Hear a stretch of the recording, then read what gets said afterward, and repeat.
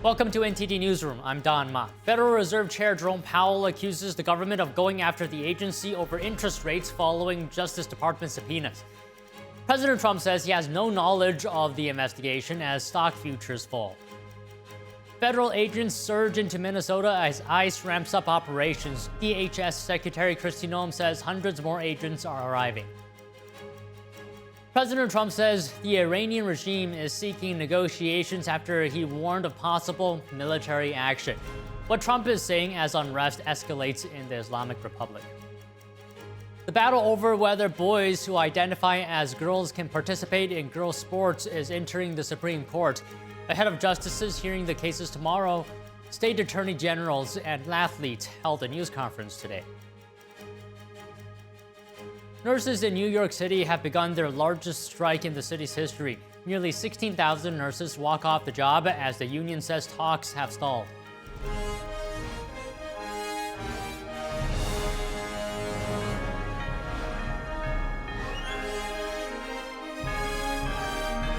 This is NTD Newsroom, live from our global headquarters in New York City. Good afternoon, and thank you for joining us today. Federal Reserve Chair Jerome Powell says the central bank has been served with grand jury subpoenas by the Department of Justice. Powell confirmed yesterday that officials threatened a criminal indictment over his Senate Banking Committee testimony in June 2025. The testimony concerned, in part, a multi-year project to renovate historic Federal Reserve office buildings. The central bank chief dismissed the idea that this criminal probe was driven by his testimony or the renovation. Powell called the threat of criminal charges a consequence of the Federal Reserve's handling of interest rates. His remarks came hours after reports surfaced that federal prosecutors opened their inquiry. President Trump says he has no knowledge of the DOJ's investigation into the Fed chair. Trump criticized Powell in an interview with NBC News yesterday. He accused him of not doing a good job. Trump denied applying pressure through the probe, saying he wouldn't even think of doing that. The president says the real pressure comes from interest rates being far too high. U.S. stock futures slid to start the week, with the Dow, S&P 500, and NASDAQ futures all lower as investors reduced risk. At the same time, gold prices surged to a new high, breaking $4,600 an ounce. That's as traders moved into safe haven assets amid rising uncertainty.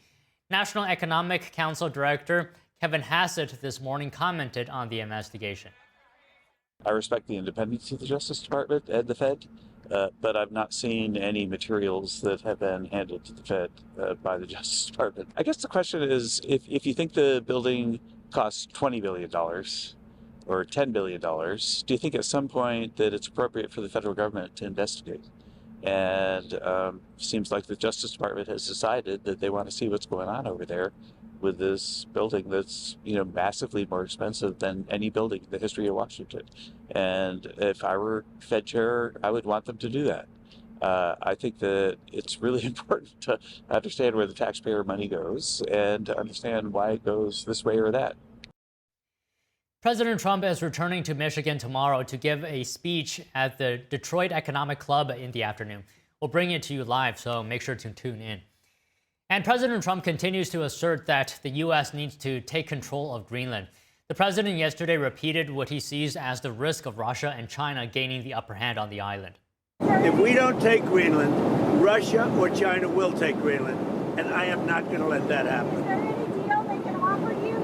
Yeah, sure. I'd love to make a deal with them. It's easier. But one way or the other, we're going to have Greenland. You know what their defense is? 2 dog sleds. In the meantime, you have Russian destroyers and submarines and China destroyers and submarines all over the place. We're not going to let that happen. In the meantime, are you going to... And if it affects NATO, then it affects NATO. Trump said again that he would like to make a deal to acquire Greenland, a semi-autonomous region that's part of NATO ally Denmark. Danish Prime Minister Mette Frederiksen has warned that an American takeover of Greenland will mark the end of NATO. Greenland is the largest island in the world, which is not a continent. It has a population of around 57,000 and doesn't have its own military. NATO chief Mark Rutte says there's no crisis over President Trump's interest in Greenland. He says that NATO is also interested in protecting the Arctic from common adversaries. Let me first of all stress that all allies agree on the importance of the Arctic and Arctic security, because we know that with sea lanes opening up, there is a risk that the Russians and the Chinese will be more active. And as you know, no, not at all. And I think we are really working in the right direction here. Rutte added that he thinks President Trump is taking helpful steps for the alliance. The NATO chief says that without Trump, alliance members wouldn't have agreed to increase their defense spending. Similar to Rutte, Trump also pointed out the threat posed by China and Russia. The president says the best solution would be to strike a deal with Denmark so the U.S. can protect Greenland.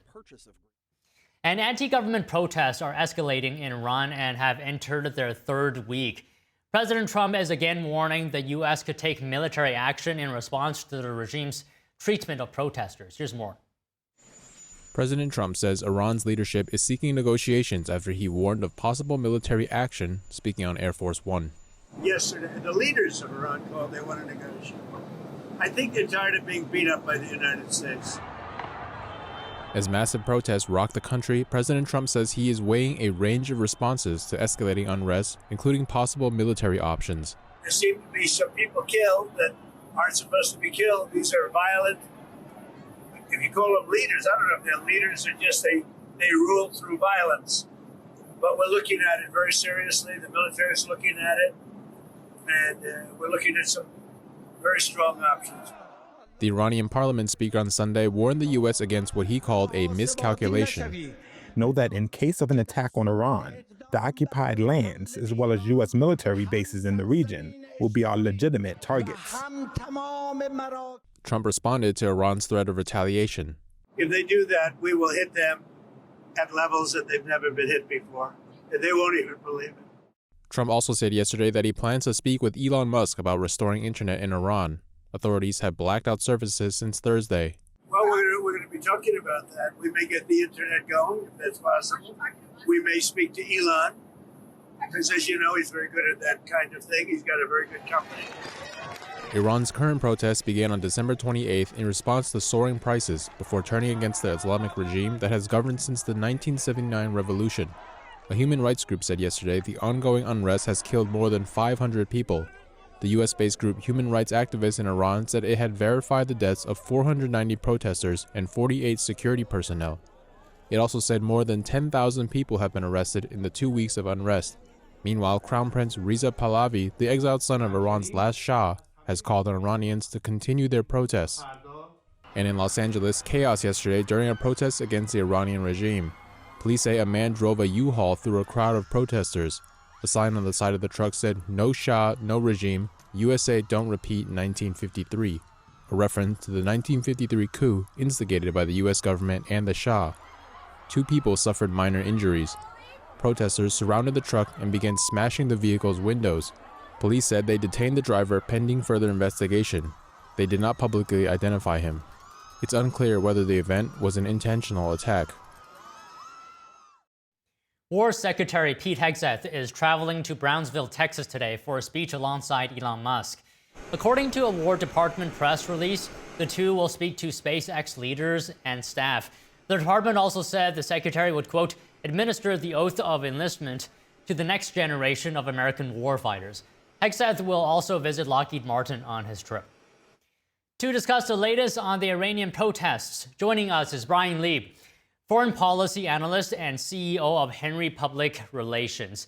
Good to have you as always, Brian. I just want to ask you to start off here. Iranian officials have said that in the case of an Iranian attack, the occupied territories, as well as all U.S. bases and ships, will be our legitimate target. We just reported on this in the previous package. What does this mean to you, Brian? Don, good to be back with you. Listen, the Islamic Republic of Iran is one big paper tiger at this point. They can't even get the protests that are happening inside of Iran under control right now. They publicly have admitted that they don't have the capacity to get these protests under control. So, they can threaten all they want about, what they potentially might be able to do, but at the end of the day, they don't have the capabilities that they like to brag about and like the world to think that they have. So I think it's all talk, to be honest with you. Okay, with that being said, Brian, do you think this statement comes from a place of nervousness, perhaps? It doesn't seem like it's from a place of confidence, or perhaps it's something else. What do you think? You're exactly correct, Don. That's a great read on that. This is not coming from a place of strength. This is coming from a place of weakness. The regime is, by the way, they're not just weak in the sense of millions of people all throughout Iran taking to the streets, protesting, burning Iranian IRGC buildings to the ground. They're weak in the sense that they don't have any money left. The Iranian rial is at the lowest level it has ever been before, and that's how this latest round of protests started, is because the Iranian economy was running out of money.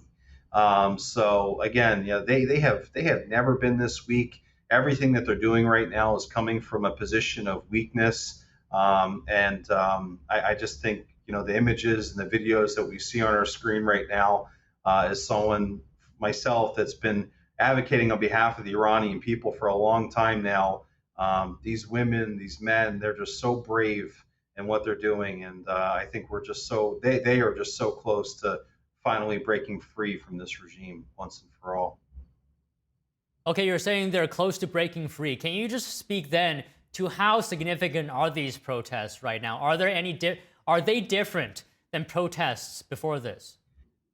Yeah, and I'm glad you asked that. And I think I'd also like to take the opportunity just to say that maybe all of us should stop calling these protests, because at this point, this is a full-blown revolution in the making right now. I have never seen the Iranian people taking to the streets in these mass numbers and in so many cities. It's not just small cities that are 50 or 100 miles away from Tehran. A lot of the images and videos that you're seeing on the screen right now, they're coming from Tehran, from Iran's capital. So this is it's so meaningful. This is the largest revolution that we have seen in years. And I just think, again, I think they're so close right now. And the one thing that's always been missing on the Iranian people's behalf is they've never had a real champion, whether it was in the White House or the EU, or someone that just has so much power and so much influence. And we've seen what President Trump has been saying now, leading up to where we're at in today's world against Iran. He's standing by the Iranian people, and that in itself is so powerful, and it's led to the moments that we're seeing now. So we'll see what President Trump does next. I think something big is coming, but at the end of the day, this revolution is happening, of course, because of the bravery and courage of the Iranian people, but also because President Trump has stood up and he's supporting the Iranian people. Okay, so with President Trump's support and his remarks on what he would do if the Iranian regime starts killing protesters, and with you saying that this is a full-blown revolution, how worried is the Iranian regime right now about these protests being able to threaten its survival or its rule? Yeah, I think they're extremely concerned, and one of the biggest reasons that they are so concerned, of course, they're concerned about what President Trump might do. They're concerned about what the Israelis might do. But again, they literally are running out of money. The Iranian economy is on the brink of collapse right now. There is no money to go around, and that's always how this regime, Don, has stayed in power, is because they had enough money to push around to the inner circle of the IRGC to keep people from revolting, and also to push IRGC people out into the streets to kill their own compatriots. They don't have any money right now. That's a big issue for a country like Iran, of 80 million people. But I think President Trump is going to act. I think we've seen what his his track record is, and he's going to stand up and support the Iranian people. I wouldn't be surprised if within the next 12 to 24 to 48 hours, there's some very, very serious U.S. offensives against IRGC sites really designed to cripple this regime once and for all. That's really all it's going to take at this point. Again, the Iranian people have never gathered at this level in the capital of Tehran like this. So it's just a matter of the IRGC being weak enough, and I think the Iranian people are going to take over. Okay, so we know President Trump's stance, his position on this, and his support, but I don't want to forget about Elon Musk's Starlink's role in Iran and the importance of it as protests continue amid an internet blackout, right, imposed by officials. So how important is the flow of information and Starlink right now to these protests? I think Starlink is just so critical right now because the Iranians, in partnership with the Chinese, the CCP, and the Russians, they have been, there's been no internet now inside of the Islamic Republic of Iran for, I think at least 3 or 4 or 5 days now. So the only way that anything is getting out is because of Starlink. From what I heard this morning, it sounds like there are operations underway to get even more Starlink capabilities going inside of Iran right now. But yeah, it's mission critical for more Starlink to be there. Yeah, and President Trump said he's working to try to restore internet in Iran. Well, Brian Leib, foreign policy and analyst and CEO of Henry Public Relations, thank you very much for speaking with us today. Thanks so much, Don. Talk to you soon. Yeah. President Trump says relations with Venezuela's leadership are working out well. He was speaking to reporters aboard Air Force One yesterday, saying he plans to meet with Venezuela's interim president, Delcy Rodriguez, soon. Venezuela is really working out well. We're working along really well with the leadership, and we'll see how it all works out. Look, she asked us, can we take 50 million barrels of oil? And I said, yes, we can. It's $4.2 billion. And it's on its way right now to the United States. Trump added that he might block ExxonMobil from investing in Venezuela. This comes after the oil giant CEO called the country uninvestable during a White House meeting last week. CEO Darren Woods told Trump that Venezuela would need to change its laws before it could be an attractive investment opportunity. Trump said yesterday he didn't like Exxon's response, telling reporters he'd probably be inclined to keep them out. The U.S. Embassy in Venezuela says the security situation in the country remains fluid. It warned U.S. citizens this weekend not to travel to Venezuela, reiterating warnings dating back to 2019. It said international flights have resumed and all U.S. citizens should leave the country immediately. The embassy said they should take precautions and be aware of their surroundings, citing reports of armed militias setting up roadblocks and searching vehicles for evidence of U.S. citizenship or support for the United States. And federal agents surge into Minnesota as ICE ramps up operations. DHS Secretary Kristi Noem says hundreds more agents are arriving. More news after this break.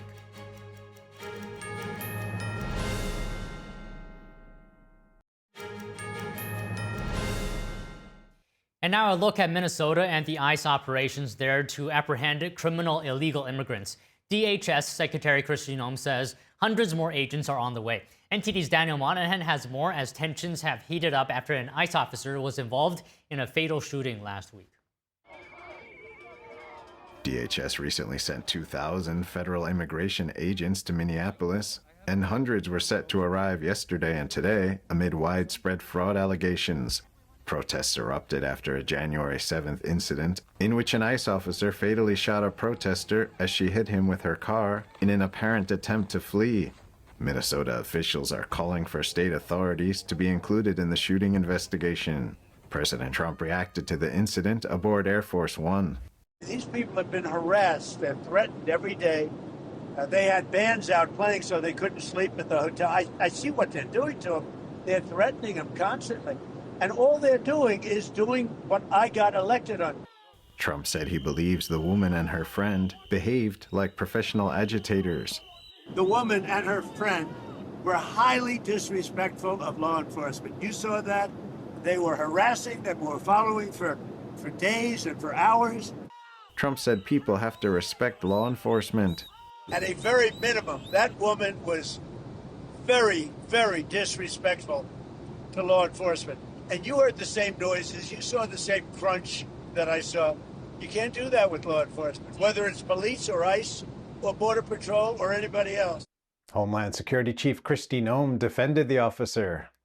Law enforcement officers every day in this country are in difficult situations where they have to make split-second decisions to protect themselves, the public, and their colleagues, and that they have to rely on their training. That's exactly what this officer did.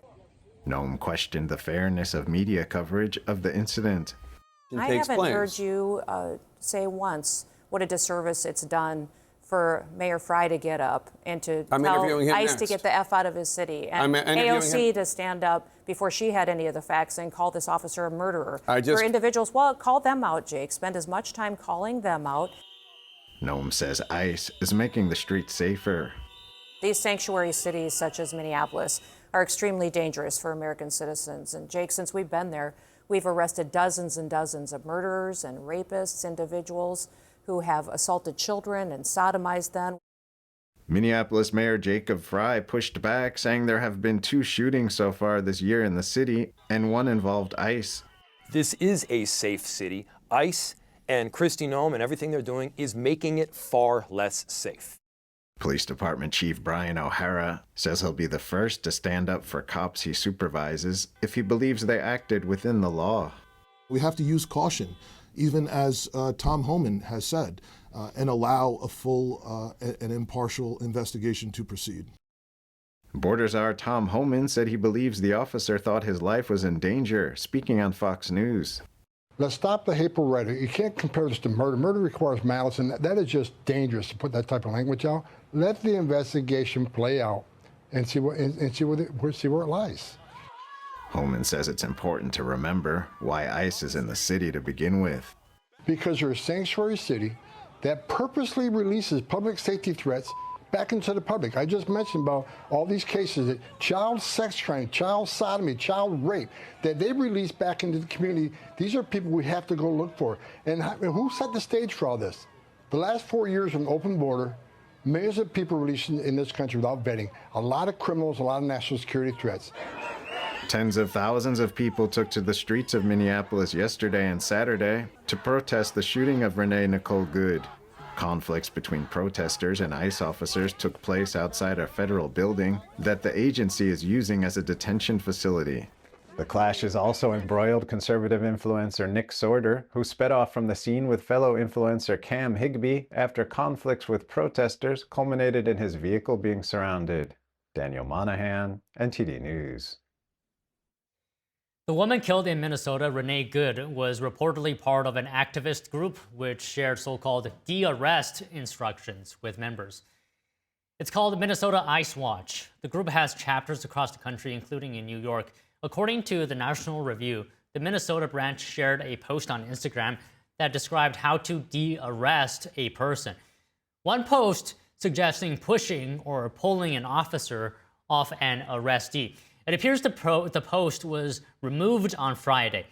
The New York Post reports that a friend described Good as an Ice Watch warrior. The Department of State revealed that it revoked more than 100,000 foreign visas last year. That's twice the Biden administration from the year before. The department says the majority of visas pulled were from business people and tourists who overstayed their time. About 8,000 were from students and about 2,500 were from specialized workers. A department spokesperson explained that these were mostly due to criminal charges and arrests. The Trump administration says it's reviewing all 55 million foreign visas and is enforcing stricter standards to obtain a U.S. visa. Meanwhile, President Trump is warning credit card companies they will be in violation of the law if they fail to comply with his deadline for capping interest rates. The president has given companies until the 20th of this month to cap their interest rates at 10%. His comments came aboard Air Force One yesterday. Listen. No, I want a cap on credit card interest rates because, some of them are 28, almost 30%. And that the people don't know they're paying 30%. The people out there, they're working and they have no idea that they're paying 30%. No way. We're putting a one-year cap at 10%, and that's it. They know it. They've really abused the public. The credit card companies have totally abused it. I'm not going to let it happen. For now, Trump's demand has no legislation to back it up. However, lawmakers from both parties have raised concerns in recent years about high rates and have called for those to be addressed. Several industry groups, including the Bank Policy Institute and Consumer Bankers Association, have responded to Trump's call. In a joint statement Friday, they said they share the president's goal of helping Americans access more affordable credit, but a 10% interest rate cap will reduce credit availability for millions of families and small business owners. They said the cap would drive spenders toward less regulated and more costly alternatives. As lawmakers are working to find a deal on lowering healthcare costs, President Trump justifies ending COVID-era tax credits to support Obamacare. His comments come after several Republicans broke ranks on the issue. NTD's Melina Weisskopf has more. The COVID-era tax subsidies that help pay for Obamacare expired at the beginning of the month. Senators on Capitol Hill now under pressure to find a path to address healthcare costs. I am hopeful next week that the Senate will be able to put out a bill that is a compromise that addresses the extension with reforms, including income limits, insurance reforms, the elimination of zero premium plans. Because it has to conform first with what President Trump says he wants, which, by the way, I totally agree with. And that is, don't give 100% of the money to the insurance companies who take 20% of it for profit and overhead. Give the money to the patient. And she will use. President Trump on Sunday sought to justify an end to the enhanced Obamacare subsidies, sharing comments from the D.C. think tank Cato Institute, calling for Congress to stop talking about extending the taxpayer-funded subsidies. Instead, the think tank's health policy director calls to restore health insurance relief from Trump's first term. In the post copied by Trump, the director said, "It won't destabilize Obamacare, much simpler than what President Trump's advisors are selling him, much better to assuage the fears of nervous Democrats." The president's post comes after several House Republicans voted with Democrats to extend Obamacare subsidies for 3 years. The People's House has just delivered a decisive victory for the American people by extending the Affordable Care Act tax credits to prevent tens of millions of Americans from experiencing dramatically increased health insurance premiums. Though most Republicans oppose the extension, several of them told NTD it's a waste of tax dollars. We were able to uncover through an investigation that the same Social Security number was used 125 times, the same one, to apply for these insurance premiums, and it was accepted 125 times. Wow. So we know that there is rampant waste, fraud, and abuse in that system. Even with those tax credits in place, Obamacare premiums have skyrocketed. So they're not applying the tax credits, to keep prices under control. In my view, I don't see the logic behind increasing subsidies on a known broken system, and that's what this is. House Republicans are calling on top health insurance executives to testify later this month. Reporting from Washington, D.C., Melina Weisskopf, NTD News. The largest nurses' strike in New York City history began today after talks collapsed. Union officials say nearly 15,000 nurses are walking off the job. The strike will affect some of the city's largest privately run hospitals, including Mount Sinai, Montefiore Einstein, and New York Presbyterian. The union is demanding an increase in wages, including increased staffing as well and full health care coverage. In addition, workplace protections against violence and safeguards on the use of AI in healthcare. The New York State Nursing Association said yesterday that contract talks with those hospital systems have stalled. Governor Kathy Hochul has declared a state of emergency, warning a strike could threaten patient safety. And tomorrow, the Supreme Court will hear a landmark case on transgender athlete bans. Ahead of the justices hearing arguments, state attorney generals and athletes held a press conference. Listen. As Republican attorneys general, we are committed to doing everything we can to protect them. Women and girls should feel safe in the locker rooms and have the opportunity to participate in fair competitions. My colleagues from Idaho and West Virginia are not the only AGs fighting these battles. This is happening all over the country. For the first time, the Supreme Court is entering the arena when it comes to the debate whether boys who identify as girls can participate in girls' and women's sports. Lower courts have separately ruled that bans in West Virginia and Idaho violate the Title IX civil rights law. The states want the justices to overturn the federal court's decision and reinstate the laws. Athletes at the news conference shared their feelings about the case. Listen. We are fighting for the bare minimum here. The bare minimum. Can we as women call ourselves champions? Can we allow ourselves to be vulnerable in an intimate area of undressing, such as a locker room, without having to fear a man walking into that space? Can we do those things? I surely hope, I'm very optimistic, that we will see a favorable ruling here. There are 27 states with transgender athlete bans, and this is based on data from nonprofit Movement Advancement Project. The Supreme Court's ruling will determine the fate of those laws. And is the Iranian regime worried about protests threatening its rule? What will be the ripple effect if it collapses? Stay tuned after this break for a discussion.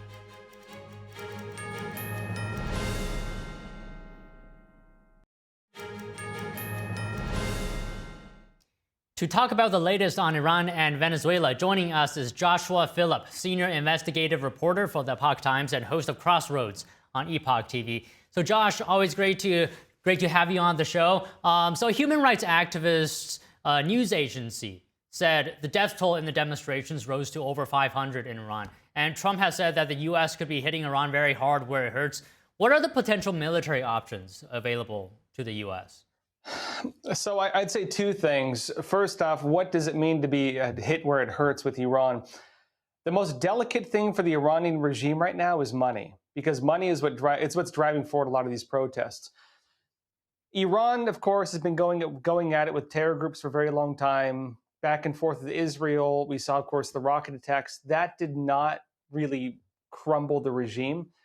What's crumbling the regime are sanctions. And so sanctions are what hurt them the worst.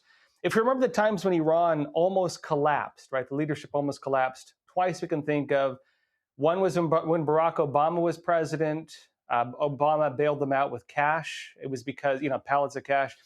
That was when Iran had actually captured American citizens. There was a prisoner swap, and Obama gave them money to buy them off, basically. The second time was end of Trump's first term in office, and again, sanctions were destroying the regime. Trump was pushed out of office. Biden came in. Biden relieved Iran of a lot of its money that was held up in sanctions, bailed out the regime again. So Iran now is being choked out on the financial side. The financial side affects people's general well-being, and people not happy with the general well-being are going and protesting.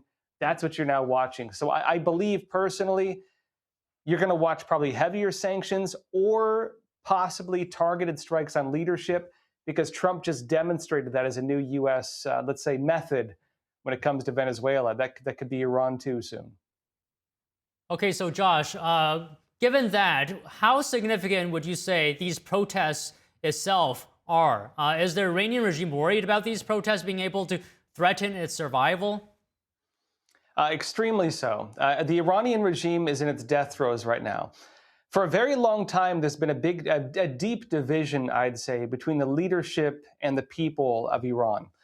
And, they've maintained control of it somehow. A lot of that was through foreign intervention. China, Russia, very big partners of Iran.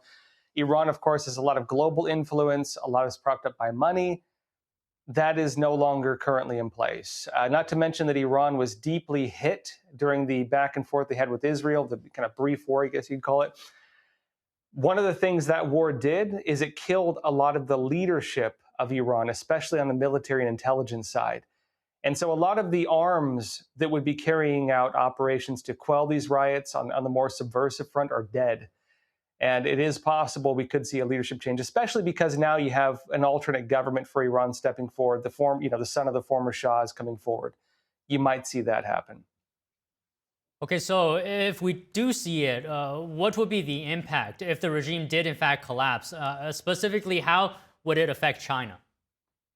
Well, the Chinese Communist Party really has a handful of very powerful allies, powerful in their eyes, right?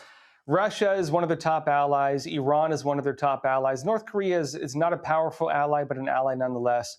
Venezuela was one of their top allies in Latin America. It was kind of the beachfront for influence throughout Latin America. But really the triad, the triad they have of power is China, Iran, and Russia. Pull out the Iran side, China loses a lot of influence throughout the Arab world. They can still do oil deals. Other countries will still work with them, like the Saudis and stuff, but they're not going to be able to influence them like they were with Iran. Iran is also their beachfront with controlling a lot of the terror networks. And a lot of the terror networks are also deeply tied in with the drug trade as well, including in Latin America, actually. So this will pull out one of the key levers of influence for the Chinese Communist Party. Okay, you mentioned Venezuela as well. So how does the recent actions like capturing Maduro, running Venezuela, taking over its oil sector, how is that going to impact the Chinese Communist Party? Well, Venezuela was, as I mentioned, the beachfront for basically gaining access to all of Latin America. The key communist ally in Latin America for, the Cold War was Cuba. And, the American Monroe Doctrine basically led to the United States to block a lot of foreign intervention with that, the Cuban Missile Crisis, for example. After the Soviet Union collapsed, Cuba lost its main systems of, let's say, financial support. And its ability to project power, especially through subversion intelligence operations throughout Latin America, were fundamentally cut off for a large part. That all changed with Venezuela, thanks to Hugo Chavez, the former leader before Maduro. Hugo Chavez pushed out the United States working with Cuba. They created several basically intergovernmental organizations that rejected the United States, and then they imported Chinese influence. So, for example, Venezuela was the testing ground. A lot of the pilot programs for the Belt and Road Initiative were done in Venezuela. And the debt trap policies, the hundreds of deals they signed with China, that allowed the CCP to gain access to most of Latin America. And then also on the other front was pushing these countries to reject ties with the United States. So you pull out Venezuela, the CCP loses key influence throughout all of Latin America. Okay, let's say hypothetically, what would be the combined impact if we get a regime change in Iran and the current situation in Venezuela? What would the impact of that for the CCP? The CCP's international power is basically cut in half, is what that means. It means their influence is limited basically to, East Asia to an extent, even limited even, because of the conflicts you have, for example, between Thailand and Cambodia, between Japan and the Philippines and Vietnam pushing back against the CCP, South Korea kind of in a middle ground there, and also within Europe where Russia is trying to gain influence over the former Soviet bloc, but also having a lot of sparring with Western Europe. The CCP's ability to project power into the Americas basically gone. The CCP's ability to project power into the Arab world, not totally gone, but heavily gone. And so this, and not only that, this also makes it so the CCP's war plans are very difficult. Previous military strategies from China talked about starting wars in Latin America, starting wars in the Middle East, a terror war, starting a war with Russia. This is before the Ukraine conflict. And also then, once they had those three, starting the war with Taiwan, that timeline just got kneecapped, basically. When Trump abducted Maduro, and now you have Iran looking like it's going to collapse, that entire military strategy just got kneecapped. The CCP cannot do it right now and have a good chance at winning. It'd be very difficult for them as of now. Okay, does all this have any impact on its domestic policies? It's like, for example, Xi Jinping's influence at home. Well, it's hard to say whether the Chinese people understand, the international power projection issue. I think a lot of them are looking more at business affordability. You could say that, losing Venezuelan oil impacts them a bit, not as much as people claim. They can still buy, sanctioned Russian oil, especially because they share a very long border. They can still buy Middle East oil, from the Saudis and so on. This more impacts the external programs, especially through the Belt and Road Initiative. You could say the Chinese construction industry inside China, it's already having trouble. This could mean outside of China, it's going to struggle even more. So you might actually watch them have more trouble on that front. Beyond that, it's going to be trade deals and so on. You know, the Temu and Shein markets in, let's say, Africa and Latin America, maybe those will be shaken up. But I think you're going to see the impact more on the construction and real estate front, especially when it comes to foreign infrastructure.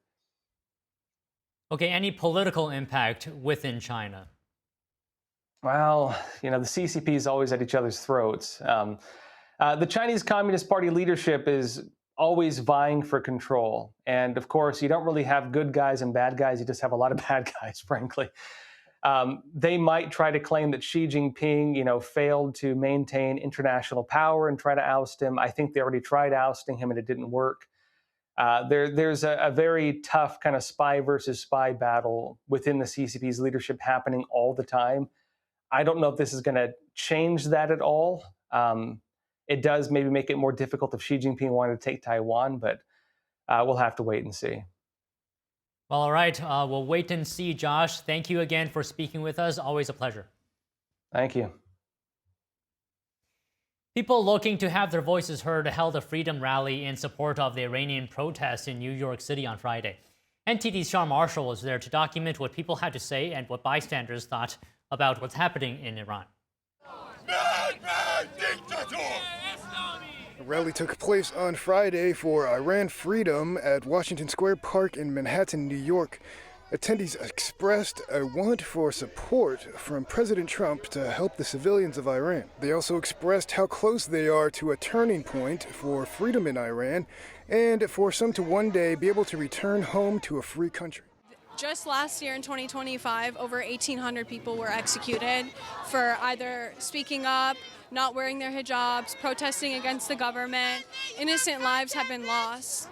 They are publicly hanging citizens. The government decided to shut down the internet, also considering the threat that President Trump made.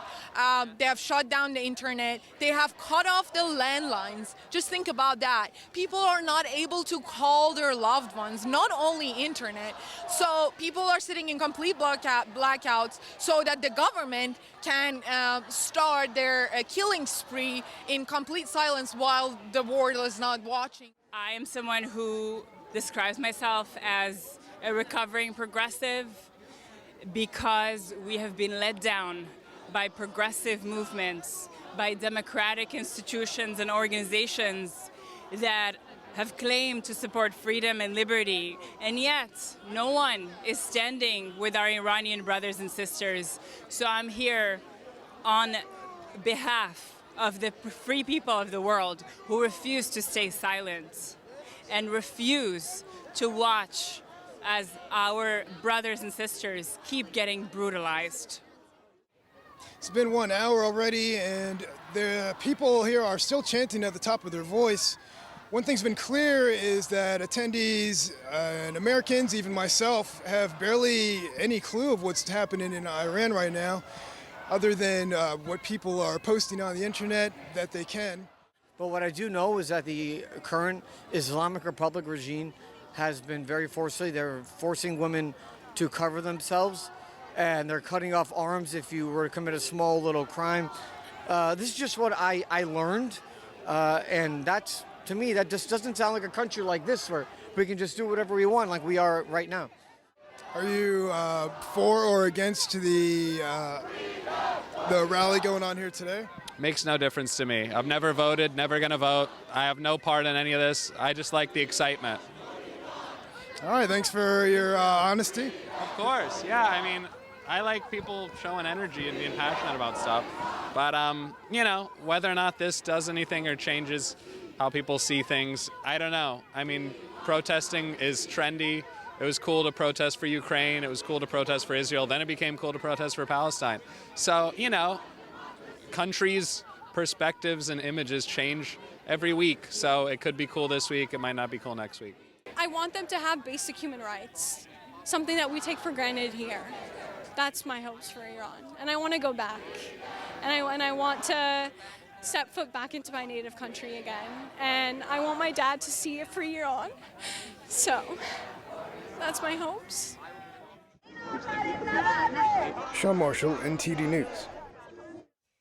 Mexican President Claudia Sheinbaum says she had a good conversation with President Trump. The two talked about security, efforts to reduce drug trafficking, as well as trade and investment. In her daily press conference, Sheinbaum said she ruled out U.S. military intervention in Mexico. Trump last week on Fox News said cartels were running Mexico and suggested the U.S. could strike land targets to combat them. This comes just one day after Secretary of State Marco Rubio spoke with his Mexican counterpart. The two discussed the need for stronger cooperation to tackle Mexico's narco-terrorist networks and stop the trafficking of fentanyl and weapons. Size isn't everything. A deer and a rhino clash in a Polish zoo, and the ending is unbelievable. You'll want to wait and watch for that after this break.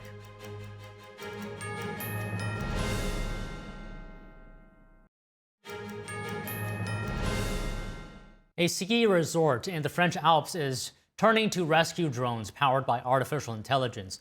In addition to a winter sports destination, the mountain has become a base camp for the future. NTD's Andrew Thomas has the details.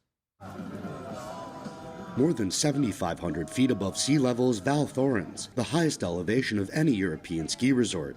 Its peak, more than 10,000 feet. But the breathtaking views and epic ski runs come with risks. Ski Patrol Tech Manager Olivier Gourdet says they're adopting drones to assist in their operations. It is equipped with a thermal camera, a zoom camera that magnifies 200 times, and a wide spectrum camera. It fully meets all of our operational needs. Oh, I almost forgot, it also has a laser pointer that provides GPS coordinates from up to 1.1 kilometers away.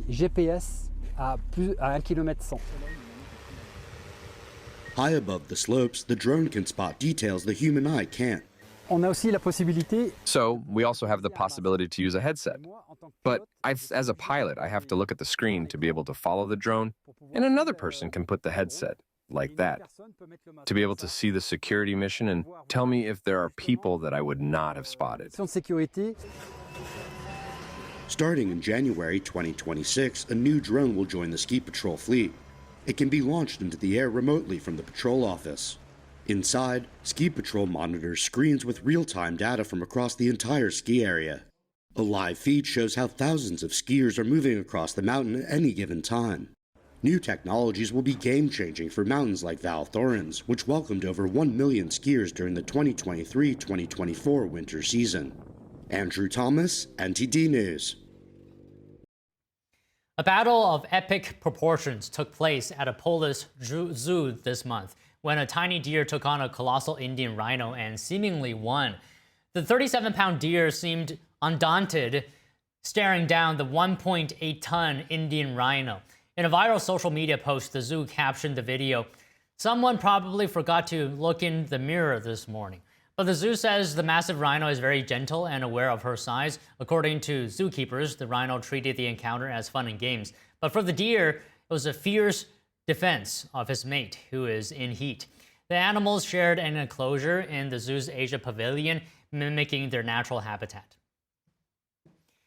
Secretary of War Pete Hegseth is in Texas on a visit to SpaceX and Lockheed Martin. The visit is a continuation of a so-called Arsenal of Freedom tour. Find out more about that after this break.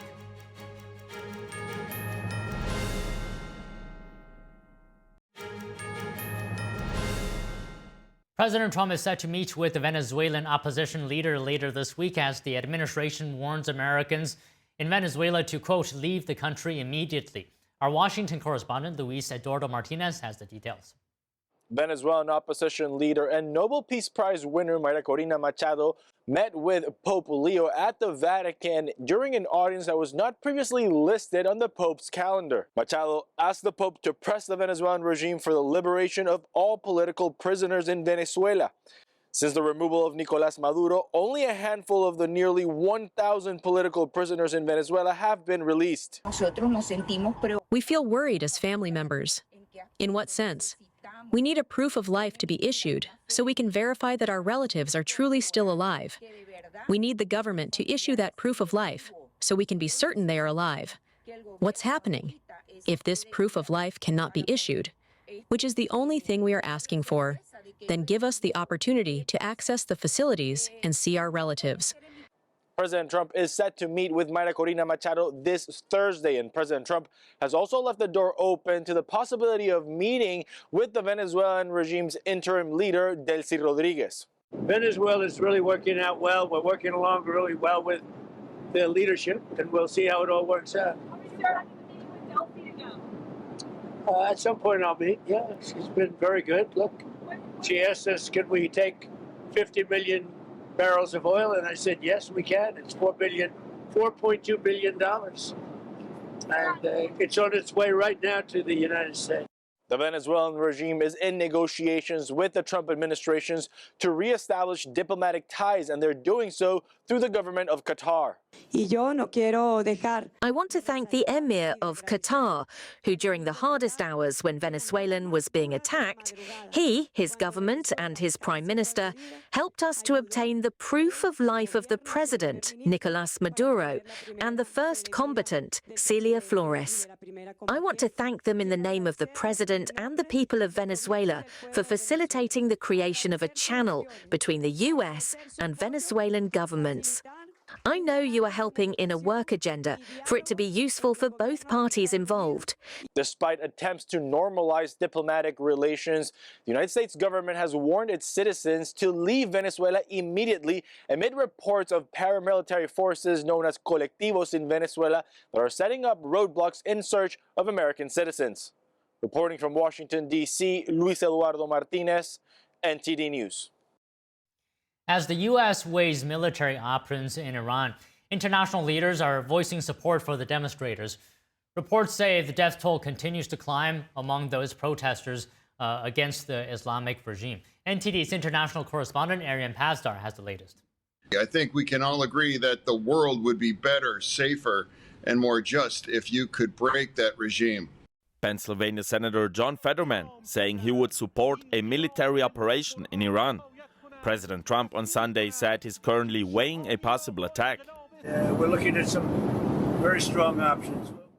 According to some reports, thousands of Iranian protesters have been killed in recent days, protesting the Islamic regime. Trump recently said a possible operation doesn't necessarily mean to have American boots on the ground, suggesting it might be similar to the operation in June, when the U.S. hit Iranian nuclear sites. I think I was the only Democrat that fully supported our strike of their Iranian nuclear facilities last year. And now, by then, without those kinds of strikes, Iran could have acquired a nuclear bomb. International leaders are increasing calls on the Iranian regime to stop killing protesters.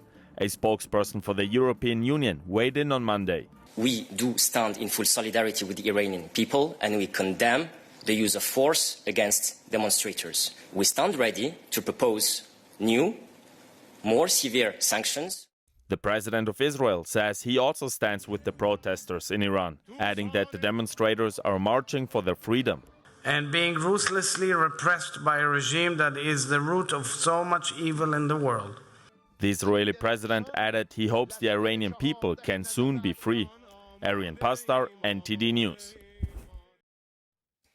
Joining us now to discuss the impact of the Venezuelan operation on the Chinese Communist Party's strategy is Chris Chappell, host of China Uncensored, a popular channel on YouTube. And we have Grant Newsham, retired U.S. Marine Colonel, former U.S. diplomat, and senior fellow at the Center for Security Policy. First of all, thank you both for joining us. Chris, I'll start with you. And before we talk about Venezuela, I just want to address the mass protests in Iran, marking the biggest challenge to the Iranian regime in years. What are the main connections, I want to ask you, between the Iranian regime and the Chinese regime? Well, I think the Chinese Communist Party, being a brutal authoritarian dictatorship, is very concerned anytime it sees another authoritarian regime struggling or verging on collapse. But it goes beyond that. China has used Iran as a regional proxy to destabilize and occupy the U.S. attention for years. And, China, if it wants to take Taiwan, needs to secure energy assets. And Iran, particularly sanctioned Iranian oil, was a very affordable option for the Chinese Communist Party. And that might disappear very soon. Okay, so Colonel Newsroom, can I go to you now? How would it impact China if, let's say, the Iranian regime falls, and what is the likelihood of that? Well, the Chinese would lose a lot of oil. I think they can live without Venezuelan oil, but the Iranians provide a huge chunk of China's energy supplies. What would happen if the regime fell in Iran is, as Chris said, China would lose that proxy that they've had in the Middle East that they've used very effectively. But it gives the Chinese huge political influence in the region also. But what really scares the Chinese here would be if you had two dictatorships that China has implicitly been guaranteeing their survival, simply go under in a matter of days. And that would scare the daylights out of them. And the Communist Party, the top dogs, they are very frightened of this, to see that what happens in Iran, Venezuela, and to think that, well, maybe the Chinese people themselves would get some ideas from this, see that they don't have to live under a dictatorship. So they're looking at this, and this has really got them worried. The Venezuelan was scary enough, but Iran is even more so. This is a big deal. The likelihood of the Iranian regime going under, that's hard to say. These windows open, and they don't stay open all that long. It's a very repressive regime. It's willing to shoot a lot of people. It already has. It's willing to shoot more. And I'm not sure that mass protests are going to do the job. The people who want freedom may need some more support than that. Okay, Chris, I'm wondering if you have anything to build on that. What do you think China is most worried about right now? I think, building off what Grant said, what the Chinese Communist Party is most worried about is a United States willing to step up and exert its military and economic might for freedom. If the U.S. does help topple the Iranian regime, that's got to scare the Chinese Communist Party. Okay, so Colonel, I want to ask you a question about Venezuela. To what extent does removing access to Venezuelan oil impact China? It's not a huge thing, because they only provide about 4% of Chinese oil or so, and they can probably find that somewhere else. But they were using Venezuela as a platform. It's part of their effort to create something called a petro yuan or petro RMB to replace or be an alternative to the US dollar, which is the one big thing that causes them trouble, is their reliance on US dollars and having to get it. So in terms of pure energy, it's not a huge thing, but in terms of the political, psychological effect of really your lapdog, your guy in Latin America, simply being removed by the Americans, and and the Chinese hardware, the Russian hardware couldn't protect him. And your proxies, the Cubans, who had a few hundred people protecting this guy, couldn't protect it. That's an embarrassment for the Chinese. And the Chinese public notices this as well. They think, well, the Americans are pretty good. They're not so sure the People's Liberation Army is. So there's a lot of problems that come out of Venezuela for the Chinese communists. The oil itself is probably not the main one, however. Okay, so Chris, what is an impact on China right now, given the situation with Venezuela, that President Trump is saying that they'll temporarily run the country and then, securing its oil sector? Well, China's near-term goal is to conquer Taiwan, and it needs to terrify the U.S. into not coming to Taiwan's defense. Now, seeing a United States that is capable of what it did in Venezuela, where the military came in with almost supernatural force, that signals to the Chinese Communist Party that if they attempt something on Taiwan, who knows what the U.S. might do to them.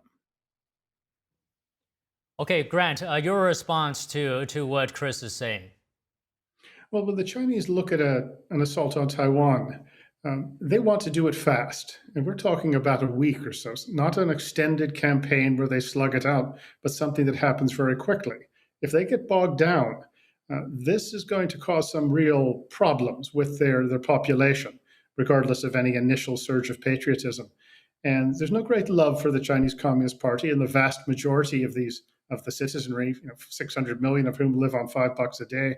So China needs to do it fast. And if it looks like the Americans have suddenly found a backbone, have got some will, and just might weigh in on Taiwan's behalf, then it is not going to be a quick takeover of Taiwan, and China just might get stuck. And what they saw in Venezuela, they might see more of it in Iran. That does cause them some concern, throws off their timetable, but particularly this demonstration of American will by this administration.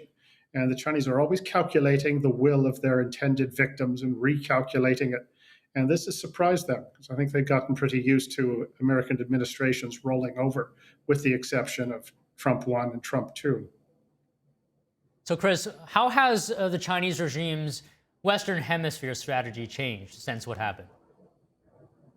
Well, I think with, as it's being called, the Donroe Doctrine, with the U.S. seeking to secure its interests in the Western Hemisphere and kick out Chinese influence, this is going to be a major blow to the Chinese Communist Party. I think we need to keep an eye on what happens in Cuba next. Trump has already been joking that Marco Rubio might be the next president of Cuba, but there's only so many jobs that man can have. So Grant, what are your thoughts here? A previous guest has told me that with what happened in Venezuela, essentially Xi Jinping has failed when it comes to the Western Hemisphere strategy. What is your view on that? I'm not so certain about that. The Chinese still have vast interests in South America, economic interests, political influence. They've got radar tracking or satellite tracking stations. They're building infrastructure, ports, airfields as well.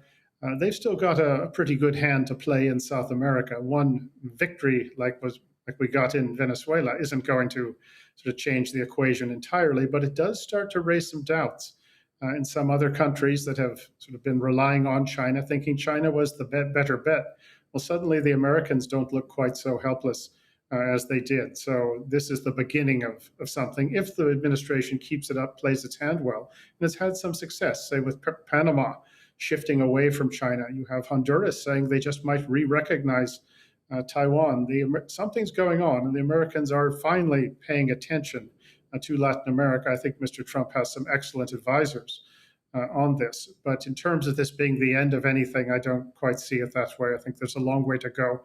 Chinese have had 30, 40 years at least of really sort of unchecked opportunity to exert, influence, and insinuate themselves around the world, and they've done that very, very effectively. It's not going to be sorted out by Delta Force going in and taking back the bus driver, Nicolas Maduro, and the missus one day. That's nice. It's a good couple days, but there's a lot more work to be done. China's had a long time to burrow in, and rolling them back is going to be a huge effort.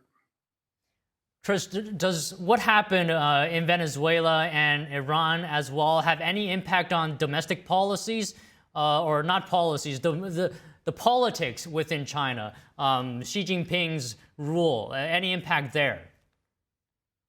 Well, I know following the capture of Maduro, there was a video that went viral on Chinese social media. Just footage of American B-2 bombers and the song Beijing Welcomes You, seeming to imply that whoever made this video was welcoming the U.S. into Beijing, hoping that they might do some regime change inside of China. So again, that's something that the CCP is pretty worried about, and I'm sure that video was squashed very quickly. Okay, I just want to end with you, Colonel. Same question to you. Any impact, what's happened so far, whether we're talking about Iran or Venezuela, on domestic politics, the CCP? And what do you think would happen if, let's say, we see a regime change in Iran combined with the U.S.'s takeover temporarily of Venezuela? What is the combined impact of that on the CCP as well? Well, if you throw in Cuba, it gets even better. China, this omnipotent Chinese Communist Party, will be exposed as not being quite as strong as it thought it would when you lose your main proxies. Even the Russians might look at this and say, maybe China isn't all we think it is. So this is politically a huge thing for the Chinese. This would be a real blow to this sort of impression or this sort of facade that they have of inexorable domination of the world, that they can't be stopped. Well, when you have public revolts, public opposition, combined with the help from the United States and some others, that it shows that there's a Potemkin village aspect to a lot of what the Chinese Communist Party does, both overseas, how it's regarded overseas, but also domestically as well. And I'd mentioned those 600 million people living on $5 a day. That isn't really that much of a success. The Chinese Communist Party elites are scared to death of them. Okay, well, Colonel Newsroom, Chris, really great to have you both on today. Appreciate it. Thank you so much. Thank you very much.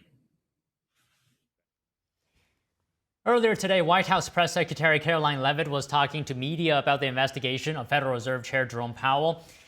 She also spoke about Iran, Greenland, and Venezuela. Let's take a look. Did the president ever direct DOJ officials to open an investigation into Powell? No.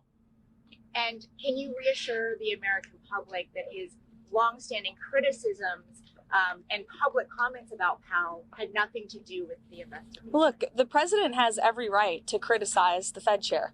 He has a First Amendment right, just like all of you do.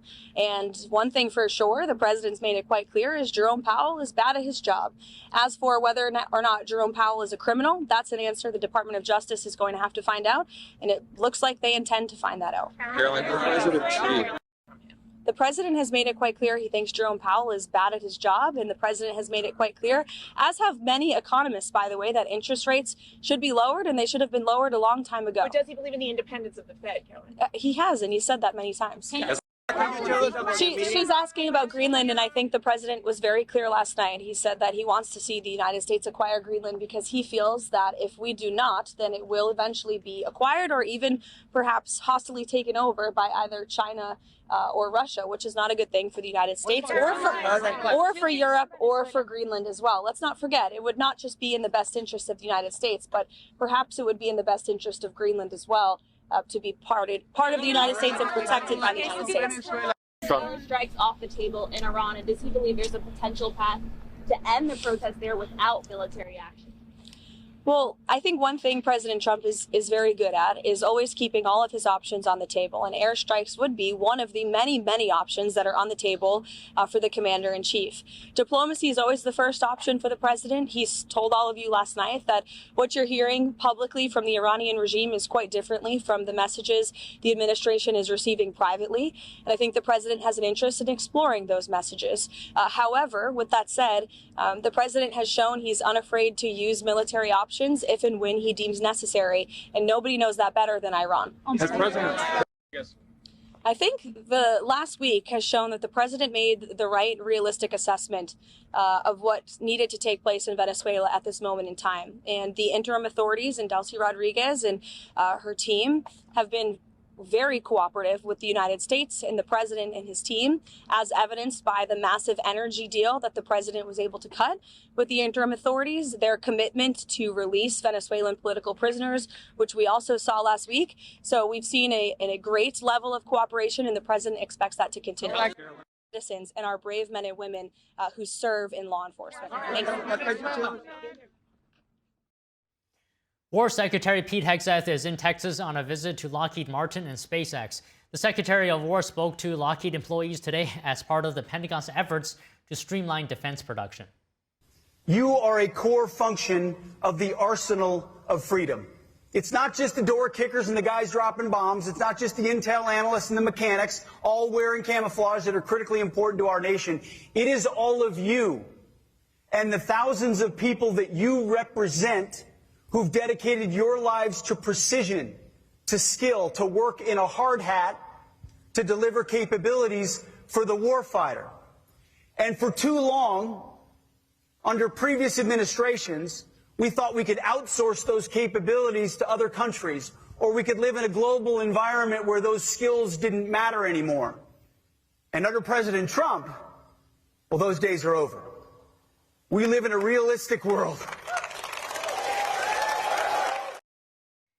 Lockheed Martin builds a range of defense products, including F-35 fighter jets. The War Department called the trip a follow-up to Hegseth's call to action delivered to defense executives last fall at Fort McNair in Washington, D.C. Hegseth is also scheduled to speak to employees and leaders at SpaceX, including founder Elon Musk. Federal prosecutors have opened a criminal investigation into Fed Chair Jerome Powell on whether Powell misled Congress about the scope and cost of a $2.5 billion renovation of the Federal Reserve's Washington headquarters. Joining us to discuss is Gerard Filitti, senior counsel at the Lawfare Project and political strategist. So Gerard, the cost has ballooned up to from $2.5 billion. Is there a case here in your view? Well, that's certainly up to Congress to investigate how our taxpayer dollars are being spent, whether they're being spent in a responsible way, and whether there have been misrepresentations that have driven up the cost. So this is certainly something that Congress can look into. This is certainly something the DOJ can investigate. The big question is what, if anything, this investigation will reveal. Okay, what exactly would prosecutors have to prove to actually charge Powell with lying to Congress? Well, that's the complicated part, and what makes it a more complicated case is you'd have to prove some element of intent, an intent to mislead Congress, an intent to give knowingly false information. If Powell, for example, mistakenly used numbers or gave mistaken information, believing it was accurate, that's not something that he would be successfully prosecuted for. So the DOJ would have to prove some element of intent to mislead or intent to misrepresent, and that is a very difficult hurdle. Okay, I want your comments on what Powell said, that this is undermining the independence of the Fed. He says this is politically motivated. What is your reaction to that?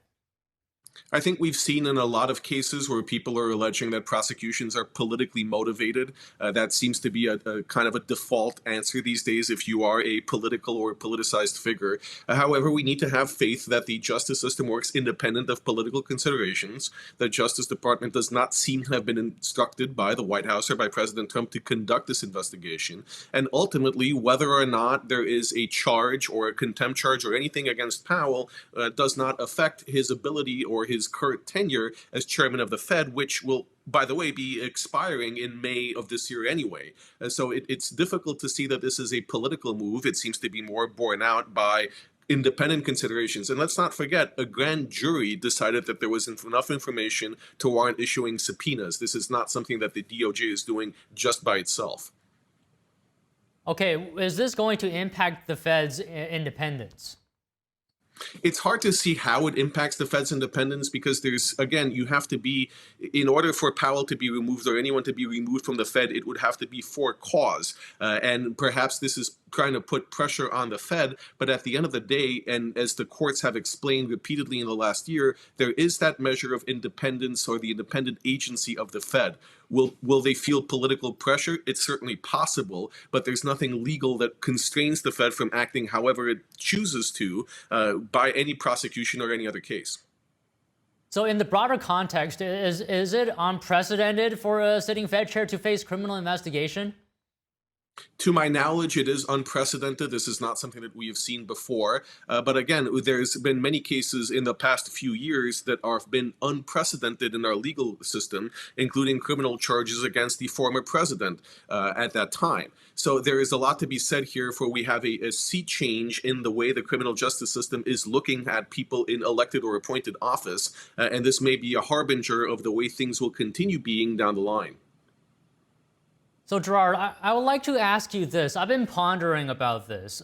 Do you think even the mere perception that this may be political motivated could impact the Fed's independence in the way that, you know, it might give pause perhaps to future chairs when deciding interest rates? Because this does come on the heels of President Trump repeatedly saying that he wants lower rates.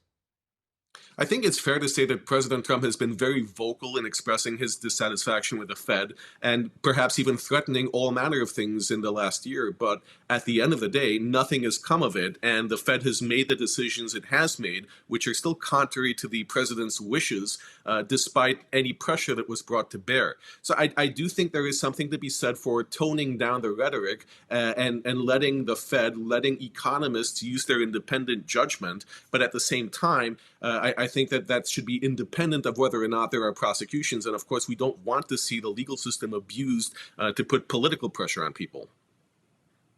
All right, Gerard, just one final question here. Any idea, guesses at all, how you think this could play out? Well, I think that by the time the grand jury or the DOJ makes any decisions on charging, Powell will no longer be chairman of the Fed. Remember, his term expires in 4.5 months. So I think all of this will be largely moot. And don't think it will go farther than what we're already seeing today. I don't think, because these cases are very difficult to prove, I don't think that we will actually see an indictment, and this case will just go away on its own. All right. Always enjoy hearing your analysis, Gerard. Thank you very much. Oh, thank you.